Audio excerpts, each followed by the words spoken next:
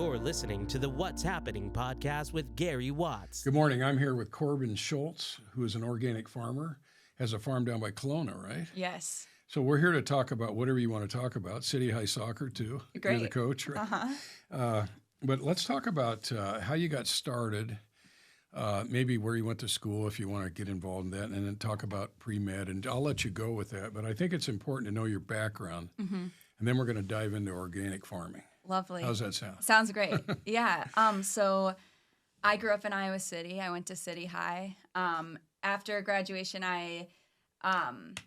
graduation from high school, I went to University of Wisconsin La Crosse, played soccer, and then transferred back to Iowa.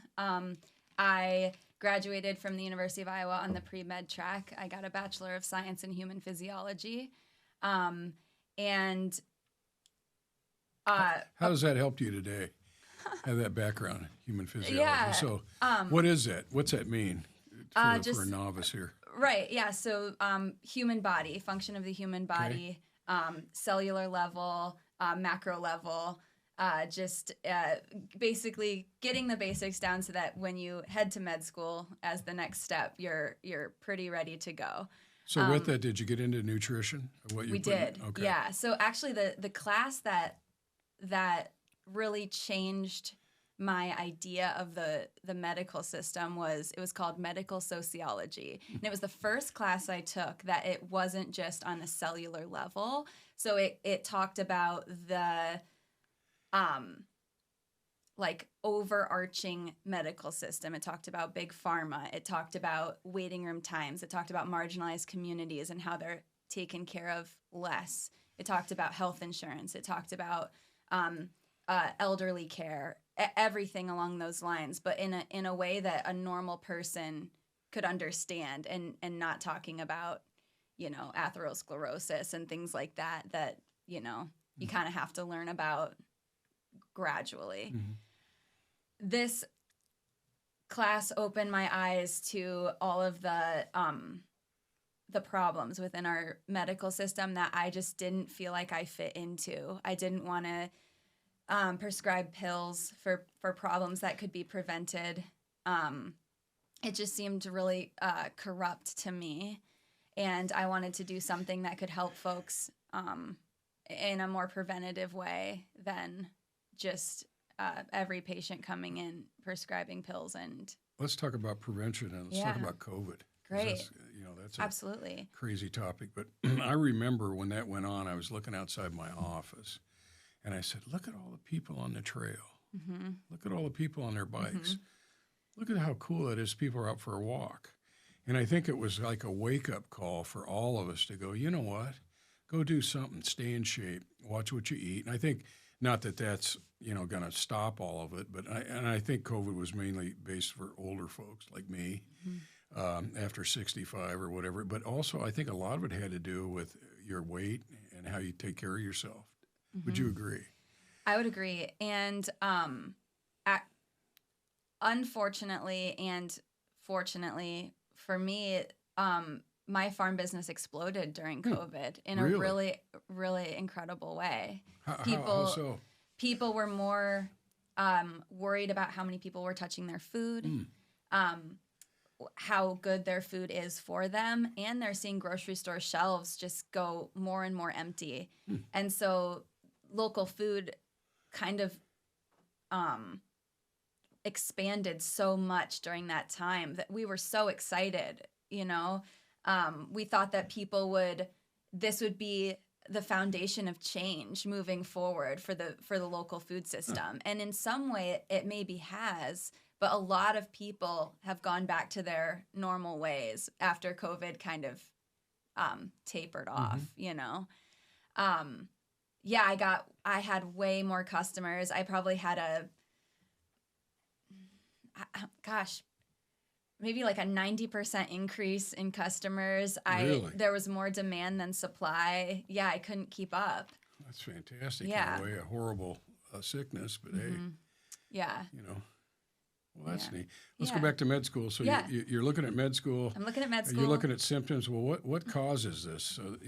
So you're getting into organic food because how can you have better nutrition, better? Well, it wasn't even that. It was I was studying at a coffee shop, and I was on Facebook, and I came across an article about honeybees and pollinators. Mm-hmm. And I was like, oh, that's interesting. And it went into this article about how they're endangered and how most of the food we eat has to be pollinated by a pollinator or else we don't have it. And I was like, oh my gosh, that's tragic. And then it went into, you know, industrial farming systems and, you know, issues with humans and how the way that we live is decreasing the population of pollinators, and then kind of down the rabbit hole I went and ended up on organic farming, and it captivated me. I was like, is this something that I could do? You know, and because I was already after that class a little bit iffy on if this was the future I wanted for myself. My mom is a podiatrist here in Coralville. Yeah. And the whole plan in college was for me to take over her practice. And and so this was a huge change for me. So what'd your folks say? Say, Mom and Dad, you know, I'm gonna start growing an organic farm.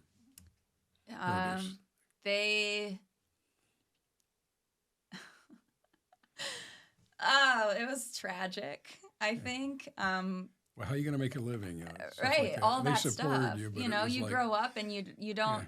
Yeah. When you think don't of you want a to be a farmer, doctor?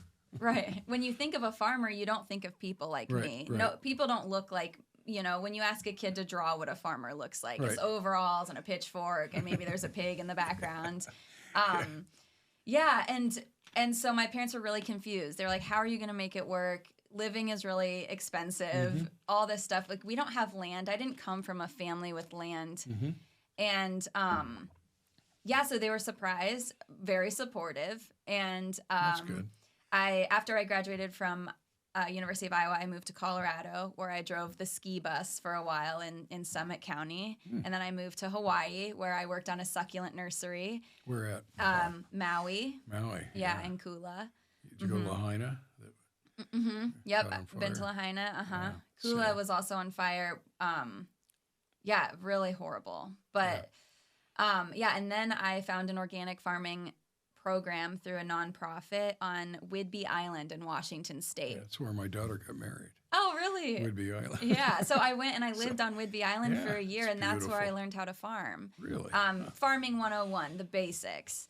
Yeah. And in the end of 2018, I moved back to Iowa City because I never thought I would. I never thought I would come back. But being there starting to learn about the food system helped me realize that, you know, on the coast there's an organic farm on every single road, but I don't remember seeing one organic farm in Iowa when I lived in Iowa City before.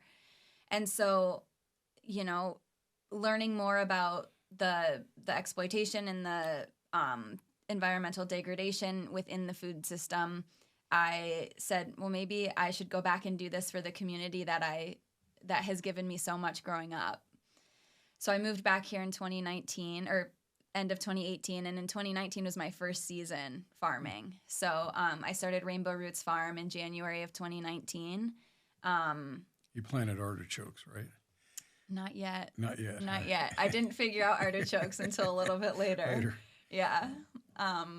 That first year was really hard for me because I came from this farm that had a big irrigation system set up and greenhouses and a deer fence and big tractors that we could use. And even though it was a training farm, I didn't learn how to obtain those things, you know? So I rented a 3-acre hay field from a friend's parents that I played soccer with growing up, and tried to make it work there with no water, no electricity. I was washing vegetables in my parents' driveway. It was a really, really hard situation, and I would not be farming unless I had had the opportunity to move to Rapid Creek Trail, which is where I was farming the last 4 years. And that opportunity allowed me to grow my business significantly, and COVID helped me grow my business significantly as well.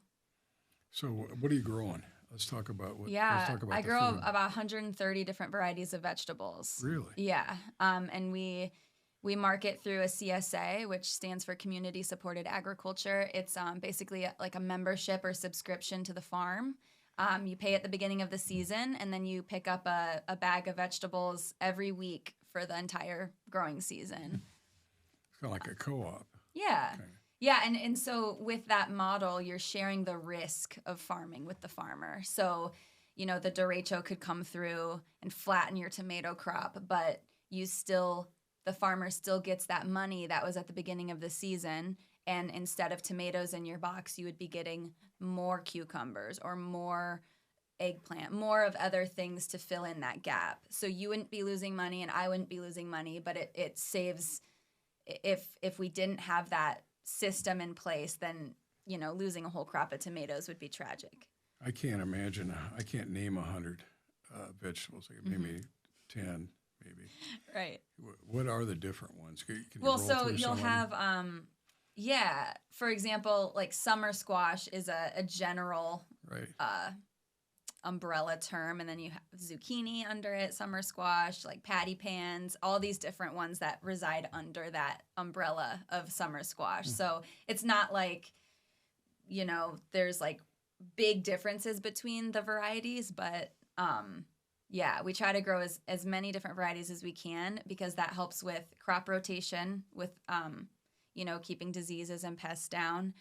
It helps with keeping customers interested in what we're growing and educating our customers in the community about all these different crops that are able to grow in Iowa. And if we have a crop failure, we have several things to fill in its place. Do you do blueberries, strawberries? We don't do fruit. No. Fruit. I was never in a situation where I could grow perennial crops because I was leasing land, and that is also a big thing that is prohibitive is not owning the land. So not being able to build permanent infrastructure, not being able to plant crops that could, that you can harvest off every year, stuff like that. So being kind of scrappy in the way that you grow to make it work when you don't own a farm. So you're on lease ground, right? Mm-hmm. Otherwise, if you're out trying to buy ground for 10, 15 grand an acre, it'd be hard to make any money, wouldn't it? Right. In the farming community right now, we talk about there's 3 ways that you can have a farm that's viable. 1, you have family land that you're farming on. 2, you have a spouse or a partner that works off farm to pay for household expenses. Or 3, like me, you work 4 other jobs besides being a farmer full time. So Really? yeah, so that's why I was coaching, or I am coaching at City High, and I would drive a party bus for a while. I worked some winters as a receptionist at my parents' office. So yeah, just trying to be scrappy, making it work. The last 5 years, I did not pay myself. The farm covered the rent because I lived on the farm, but I could barely afford to go to the grocery store. I couldn't even afford the food that I was offering to the community. So it's not an economic thing for you. It's just no. It how feels. do you feel? Do you feel like a service, community service? I was just gonna say that it feels like community service to me. Mm-hmm. Cool. Who do you? So you have customers and they pay a fee. Do you sell to New Pie? Yeah.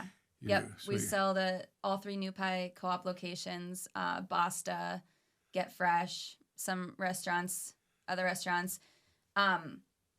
So last fall, my Rainbow Roots farm went through a massive transition where we merged with another local farm called Organic Greens.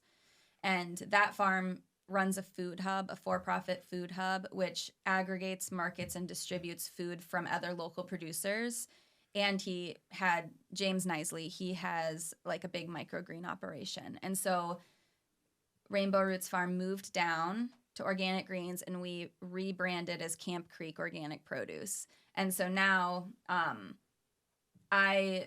so the businesses merged. We now have wholesale vegetables, CSA, farmers market. We run a food hub that distributes food 5 days a week around the state. And we have a 7-day-a-week microgreen operation. Really? Yeah. Around the state, where? All the way from Burlington to Des Moines, West Des Moines, Ames, Marion, Fairfield. Yeah. Do your greenhouses go all winter too? They do not. Microgreens are inside of a warehouse. They're under lights. And so that goes year round. And we just finished constructing a big root cellar so that in this winter and following years, we can store a lot of crops so that we still have food to provide year round. You can anything? Food. I do not. You're not canning anything? No, okay. A lot of our customers do. I think one of the big problems is that there's no local food processing plants in the state of Iowa. And that's one thing that we are working on right now. We were written into the local food for schools. It's kind of a pilot program where the USDA pays for local food to be grown, processed, and distributed to schools. And so we were written into the grant to process food. So far we've been able to shred cabbage, cube sweet potatoes, cube butternut squash, chop romaine lettuce, and distribute it to schools around the state. So we've distributed to Waukee School District, Iowa City School District. The problem, though, is that we grow the food, we process the food, we store the food, and we deliver the food. And so that we are only set up to be farmers, right? And so it's a hard transition. We had to buy an extremely expensive food processor to make it work. And, just in the starting stages, schools right now, the food they offer is horrible. Lots of bread and cheese, right? And so just getting that local food in can help like nutrient density in the food, and it can offer alternate things to eat for these kids. For example, butternut squash cookies, or pumpkin bars but made with sweet potato, whatever it is. Just to get that local food in there. And also, schools don't have processing kitchens, right? So they get food that's just ready to warm up and serve. And so we wonder who processes that food? There's local food in their schools, but what's the connection between those two? And so that's what we're trying to figure out through this grant is can we start processing food for the schools? Is it working? Do the kids like it? Stuff like that. So that's a big thing we're working on right now. How's it going? The kids, do they like it, or do they shy away from it? To me like, well, number one thing that was requested is chopped romaine lettuce. And so we did one succession of that in the fall. And to me, I'm under the impression that it's like the teachers and the staff that want that, but I'm not sure. Yeah, I think the kids enjoyed the shredded cabbage when it was in slaw and stuff like that. Yeah, it's hard to say. It's a new program. Time will tell. But I will say that this program, if it stops being funded by the USDA, schools aren't going to continue buying this food because it's so much more expensive than the 40 cents a kid per meal they're paying right now, or whatever it is. Right. Yeah. So tell me about what's the benefits if you had to lay it out for organic food compared to what we processed food that we get in the grocery store or whatever. Yeah, I just think what's the difference? A big thing with organic farming is that we're taking care of the soil. The soil is the biggest part of organic farming, is that we're adding compost. We're making sure that heavy feeder crops like tomatoes are followed by lettuce, which is a light soil feeder. We are making sure we have high microbial content in the soil. We're composting our scraps. We're doing, all these things to give back to that soil. And when you have really healthy soil, you have really healthy plants. All that, the plants are then able to withstand weather better. They're able to withstand pest pressure better, and they are way healthier for us. They're healthy. They're healthier because of the soil. Yeah, because then you're not pouring a lot of pesticides and and they taste better, right? We're local food, I should say, is harvested to eat, so it's not ripening on a truck as it travels across the U.S. And I think one benefit of there's a lot of farmers in the area that are growing with organic practices, but they're not certified organic. And I think for me, the reason I want to be certified organic is because then the government sees us as a number, right? In this area, there's X number of organic farms. If they see there's only 2 or 3 in this area, they're not going to give grants or subsidies to this area to help, but they're going to push all that support, that government support to the coast where there's an organic farm on every street, you know? How do you get certified? There's a couple agencies you can apply through, and it's just this big process. You pay, depending on what you grow, it's about $1,200 a year. And it's just heavy record keeping, making sure that all the potting soil, all the additives you use are organic, all the seeds you buy are certified organic. So just it's keeping you really, it's making sure that you are honest and responsible with the way you're growing food. Neat. Yeah. So what are some other benefits of organic food? I mean, you got the soil, they're better tasting, they're fresh. Mm-hmm. Yeah. One thing in my medical sociology class that they said, the teacher was like, you know, you have an organic apple and you have a conventional apple. And really, the conventional apple is no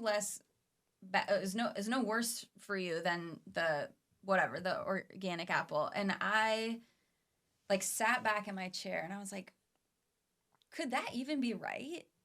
And then I thought about it more and more and more, and I still think about it. It's not necessarily the apple then, the actual apple you're eating. It's the environment that's creating that apple. It's supporting pollinator habitat. It's not spraying chemicals that end up in our rivers and oceans. It's keeping systems closed within a farm so that your waste becomes nutrients eventually back into the soil. It's a closed system. It's about taking care of the water and the soil and the air and the pollinators and the community. And what's a pollinator other than a bee? Pollinators can be a lot of things. Yeah. Wasps can pollinate. Anything that basically fertilizes a flower. So it goes from flower to flower to fertilize it in order to create a fruit. So a lot of crops that we grow, all of our zucchini, most fruit that we grow, watermelons, apples, any tree fruit has to be pollinated for that flower to produce a fruit. And so you could have, really bad pollination one year and you just don't have food then.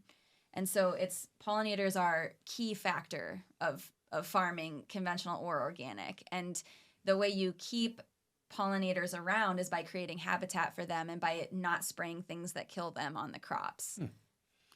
So I know you want to talk a little bit about, you got some slides, and I don't know if you want to talk how big farm affects agriculture today. Yeah. So I think big pharma. Yeah, I mean, I think that right now we're not doing anything to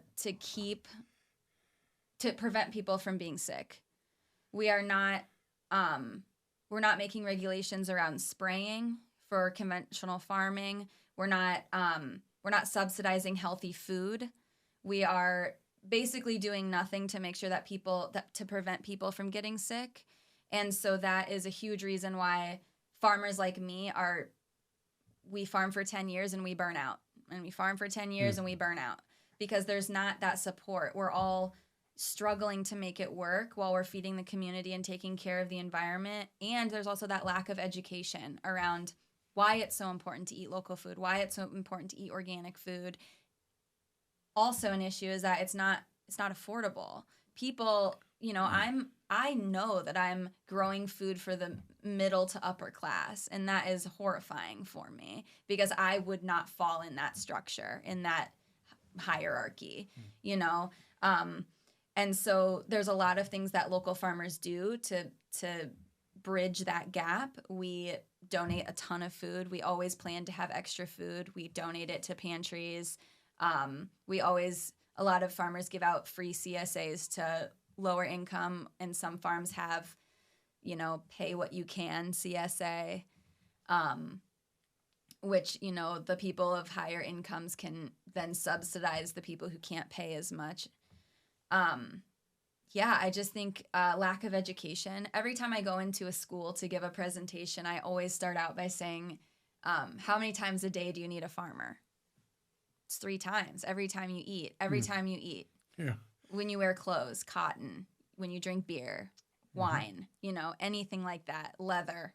So it's actually really significant what you need a farmer for in your life. And it's not nobody, Billy grows up and his parents never say, hey, you could be a farmer, So it's kind of, in a way, like a secret occupation, and people are only getting into it recently because I think the pandemic and because, the environmental degradation that's going on, and people want to be outside. People are, have mental illnesses, and being outside is the only thing that makes them feel good, and with their hands in the soil and being near butterflies and all that stuff.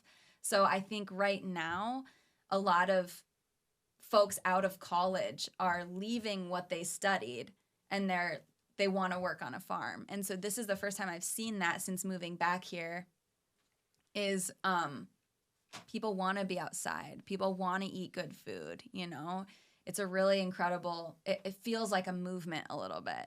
How do you get the word out? Do you talk to schools? Sounds like you are. What else do you do? A lot of it's word of mouth. That's how I found you today. Yeah. And we have a social media. We have Instagram. Okay. That's a big way to get it out to the community. And then also we were in the Pride Parade a couple years ago. We are at the farmers market. That's a big way. Sometimes people just walk past our CSA distribution. They're like, what's going on here? And we're like, oh, well, you could pay for a box at the beginning of the season and jump in and come to this location every week and grab a share of fresh produce, But otherwise, it's just conversations. When people ask what I do, I used to be embarrassed to say I was a farmer. I would have to say I'm an organic vegetable farmer just to make it make sense in their head. But now I like to say, oh, I'm a farmer. And they kind of, you're out there driving a combine? Yeah. I'm like, no. Yeah. I'm growing human food, right? Yeah. Growing food for humans, not for cars or for, animals in confined operations. Do you have, I know you got some slides. Do you want to maybe go through some of those, or Sure, yeah. we have some ideas? And I know there's... Absolutely, yeah. We could talk about, how the food system became the way it is today. Yeah, it'd be interesting. So the food system, besides Native Americans being able to fully support their own communities with local food, after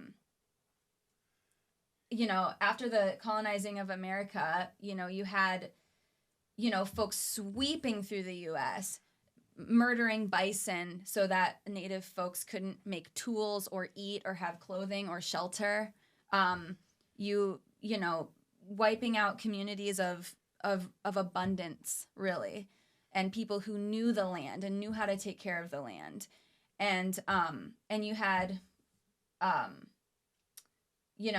that, you had all, people aren't going to, those colonizers, they're not going to grow food for themselves. So it turned into bringing folks over from, Africa, enslaving them and making them grow the food. That was the start of our industrial farm system in the U.S.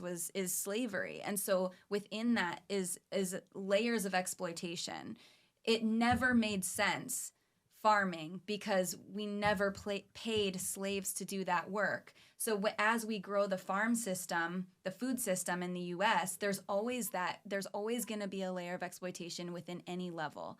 So the enslaved folks, they grew food and were treated really horribly. They were the ones who were exploited. After that, folks were freed, but not really.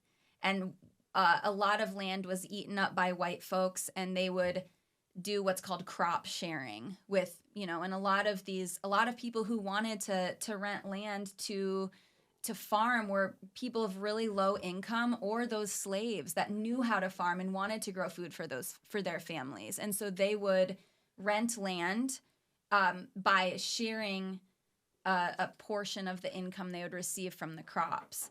However, the landowner would gatekeep the equipment and say, yeah, you can use my tractor, but it'll cost more at the end of the season, when you get that money from the crop. So, not only equipment, but, oh, yeah, we'll help you with this too. Or, oh, yeah, you can use this, And so at the end of the season, those folks that were a part of the crop sharing ended up with such little that it seemed like a slavery system that didn't have a title, What years you talking about when you're talking? Well, 30s, 20s? I don't know. Whenever the Emancipation Proclamation ended to whenever... there was a Civil War at the end of the Civil War. Yeah, end of the Civil War to... probably when Earl Butz, the Secretary of Agriculture, basically said, after the family farm era, which was, 50s, 60s, and small family farms were mostly these white families that had access to that land that they ate up from the government when it was available. And so, this is what, this is what we mostly relate to is that small family farm vibe of, you grow food for yourself and your neighbors. And, but back then there weren't the expenses that we had, their family worked for them. They had land they didn't have to pay for. Everything was very cheap, stuff like that.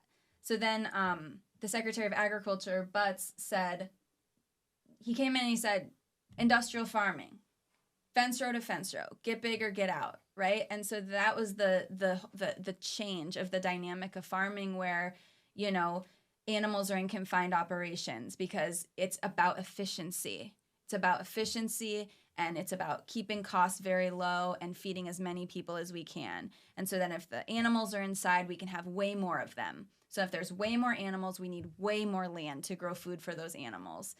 And so monocropping started to happen where it was just corn, and the soil just kept getting more and more depleted. Now corn, soybeans now. And, small practices that, the USDA is trying to encourage with tilling or no-till drilling into the soil for planting, cover cropping, stuff like that. But we've never left this system of, we started with the layer of exploitation within the slavery system. It was still on the farmer in the sharecropping. The family farmer didn't make money. And then we moved to, industrial farming where we've replaced workers with equipment and the land is getting exploited, the animals are getting exploited, and the people in marginalized communities who only have affordable housing near these operations are being exploited because they are sick now. They're so sick because of the runoff and the spraying and all of that, and they can't leave it because this is the only place they can afford to live in our country. And our country is only subsidizing food that's highly processed, cheese, bread, processed meats that they're eating because that's all they can afford, and they live in these food deserts where there's no fresh food available. And even if there was, could they afford it? What's the difference in what we're doing here in Europe? Because I know some people that when they travel, they're never sick. They have many issues here. Is that because a lot of things are processed and to preserve them and to sell them? Yeah, I think right. And and then you move into the whole dairy situation where, dairy only increased because of they wanted a good food to send over to World War II, right? And so now the government is subsidizing the dairy industry incredibly, and there's all these reserves of processed cheese and milk and all that stuff around that stuff's being processed because it's already here. and we need something to do with it. Right. And it's easy to grow white flour, you know? And so it's those things. We know we have an abundance of meat because of our industrial farming methods, and so we're processing all of that. And that's what people are eating. It has no nutrients. It's making people sick to grow it and process it, and it's doing nothing to take care of the land or the pollinators. So a lot of it has to do with, so it should open the door to a lot of organic farming, right? Mm-hmm. And part of what you're saying is you need some type of federal subsidies to make it work. Right. I mean, how do you get it by ground? How do you get the equipment? You know, You got to take out a big loan. Yeah. If you can. Some people can't even take out a loan because they already have student loan debt, or they have children, or they don't make enough money to, you know. Right. When I went in to get a loan in January of 2019, I was turned away by the USDA Farm Service Agency office because I had not been turned down by a conventional bank. So the only way you can get a loan through them is you have to be turned down by a conventional bank. And I had not even tried because I said, oh, this is a farming agency and the interest rate is way lower. Shouldn't they want to be supporting people like me? But it took a lot. And then went to Hills Bank and got a loan, started farming. And then when I wanted a second loan, the FSA was like, okay, like we see you've been paying back this loan. We're going to buy out that loan from the conventional bank. Your interest rate is lower, and this is how much you owe us. And so then it worked for me. But you have to go through these loopholes in order for that government support to work. While we're on the topic of government support, farm insurance is very different for farms like me versus, you know, the conventional corn and soybean farm. So, for example, the derecho comes through, it flattens my greenhouse, it flattens my crops. The only things that are insured in that moment are the structure of the greenhouse, not the plastic. Any plants that were in pots in the greenhouse, so plants that I had not yet planted out into the field, and anything that is in the walk-in cooler that is already harvested and washed and packed. Nothing from the field is insured. In the greenhouse, if it's planted in the ground, it's not insured. Just crazy. But that's the risk that we have, though, right? It's making sure that, like, we have no reserve cash. If we did, we'd probably spend it at the grocery store, right? And so if a derecho happens, we're done. You know, it could devastate a whole farm business for the rest of its existence, you know? And another thing along those lines is that, like, we're already not taking care of ourselves. Farmers, I know, it's hard to date. Our mental health is struggling because we are working 90 hours a week and we don't have that support. We never see our friends. We're going outside in the middle of the night to make sure our greenhouses aren't freezing. You know, it's a really, really risky job. And I think that, you know, because of that, all the farmers in the area, we're all friends. We all like each other. And we're never competing with each other because we know if there's 75,000 people in Iowa City, you know, 10 local vegetable farmers, we're not going to be able to feed everybody. And so we have group texts. We share, you know, what crops did really well and what varieties they are and where to buy the seed. And, you know, if we have someone apply to work at our farm but we're full, we'll send them to another farm that can take them. It's a business that you can't be greedy. You can't be selfish. You have to share. We share equipment. We share crops. You know, if my eggplant, you know, I'll grow eggplant for you if you grow sweet potatoes for me, you know. It's a community that I never thought I'd be a part of. How many employees do you have? At this new farm now, we have 12. 12, really? Well, 12 of us are working there. Wow. Yeah. And it's all full-time? No, most people are about 4 days a week. So 3/4 time. Hard work, though, isn't it? It's really hard work, yeah. You know, another thing about gardening, I've noticed when you drive around Iowa City, Corval, there's a lot of gardens. More and more people have gardens. I think that's kind of cool. It is really cool. Yeah, we always encourage people to have their own gardens, and Yeah. we're never worried about it because, we're professionals, and so we're gonna be able to have those early season and late season crops. We're gonna be able to store things throughout the winter, like a gardener wouldn't be able to. We have the equipment to get through, derechos maybe, so. Yeah, and so we always encourage people we grow starts for people to grow their own gardens, but we're never worried about that losing us customers because there's always going to be things that we can do that, that gardeners can't do. So if somebody came to you today and said, Corbin, I want to be an organic farmer, what would you tell them? I would say, run away.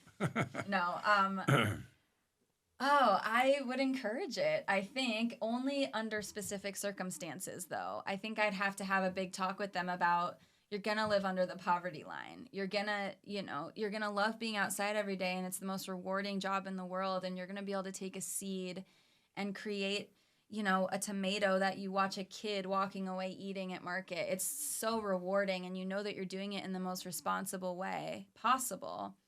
But it comes with a lot of things that you don't foresee happening to you when you work this hard. There's no time to do laundry. There's no time to do dishes. There's no time to date or have a partner. And if you have kids, the kids are at the farm with you every day, or they're not, and you never see them, right? So it's you're making a lot of sacrifices to do this work, and I think that's something that people don't ever talk about. So what's the most rewarding part of your job or being an organic farmer? I think talking about the food system is really important for me. It's what keeps me going. I think, the food system, everything else, every other issue in our country revolves around the food system. And how so? Are you talking about medically, or are you talking about sickness? Talking illness, about sickness. I'm talking nutrition? about marginalized communities. I'm talking about racism that started with slavery. I'm talking about, just any environmental degradation. The climate change is all because of big ag, right? I mean, not all of it, but a lot of it. And the farm runoff is causing the ocean to warm and not be as striated, so it doesn't mix like it used to, and so it's causing marine life to leave areas, which then what happens? It's just dead sitting water. A lot of the problems that we have revolve around the food system, but I do think that then gives us an opportunity to change the food system to take care of the rest of the world. So you're not only taking care of food, you're taking care of the soils, environment. And there's just so much that goes into this. Yeah. What keeps you up at night? Well, if I left the truck window open and it's raining, I think now what used to keep me up at night is now what keeps me up at night now. I think I'm more jaded and worn out than I used to be, and so systemic issues used to keep me up at night. Land access, was I ever going to be able to own my own farm? Which no is the answer. I had to merge with another farm, and hopefully James will retire and I'll take over, or as a group we'll take over, Now it's very minor things, like am I going to have enough money to go to the grocery store? Yeah. So, yeah. What are you most proud of being an organic farmer? I think the community that I've been able to build.